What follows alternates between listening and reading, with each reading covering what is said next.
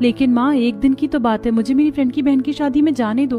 उसने कई बार कहा है मेरी सारी सहेलियां आ रही हैं। अरे मना कर दिया ना, बात समझ में नहीं आती।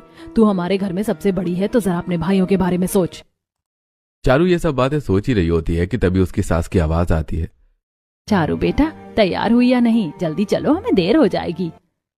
तुरंत चारू अपने आंसू पोंछती है और आवाज देती है, जी मम्मी जी, हो गई तैयार, बस अभी आती हूँ। इसके बाद चारू जल्दी जल्दी तैयार होती है और अपने मन में सोचती है, मेरी माँ मुझे कभी खुद कहीं नहीं जाने देती थी और मेरे भाइयों को हमेशा हर जगह भेज देती थी। जब भी किसी की शादी होती थी तो मेरे सभी भाइयों को कपड़े दिलाए जाते थे, लेकिन मुझे कभी भी कुछ नहीं दिलाया गया। लेकिन मेरी सास को देखो, वो तो अपने बेटों से भी ज्यादा मुझे मान रही हैं।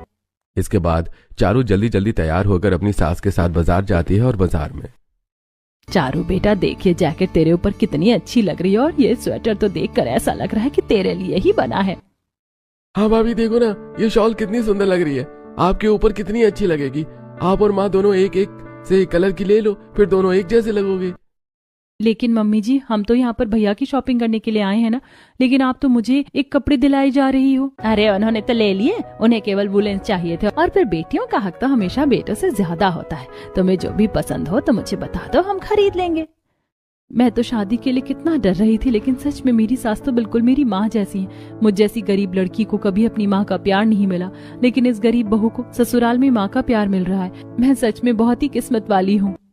अरे आप लोगों की शॉपिंग हो गई हो तो फिर हम कुछ खाना खाने के लिए चलें? हाँ बिल्कुल चलते हैं। चारू बेटा बताओ, आज तुम क्या खाना पसंद करोगी? लेकिन मम्मी जी, खाना तो आप लोग अपनी पसंद का खाएंगे ना? अरे नहीं भाभी, आप बताओ आपको खाने में क्या पसंद है, हम सब आज आपकी पसंद का खाना खाएंगे। सब लोग खाने पीने की बात कर ही रहे होते हैं, तभी दीपक और नंदलाल जी वहां आ जाते हैं। अरे हमारी बिटिया रानी को खरीदारी कराई कि नहीं? हाँ हाँ, इसे जो जो पसंद था हमने सब कुछ ले लिया।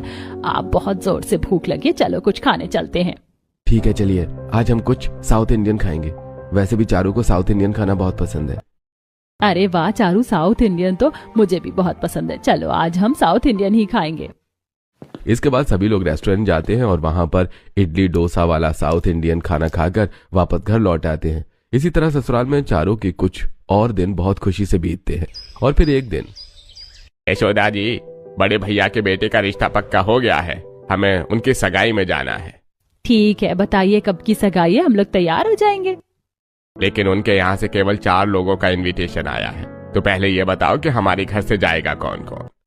देखिए, मेरा और आपका जाना तो जरूरी है, और हर्षुल और विवेक को हम ले जाते ही थे, तो इस बार हम दीपक और चारू को लेकर जाएंगे। आखिर चारू हमारे घर की बहू है और हमारी बेटी जैसी है।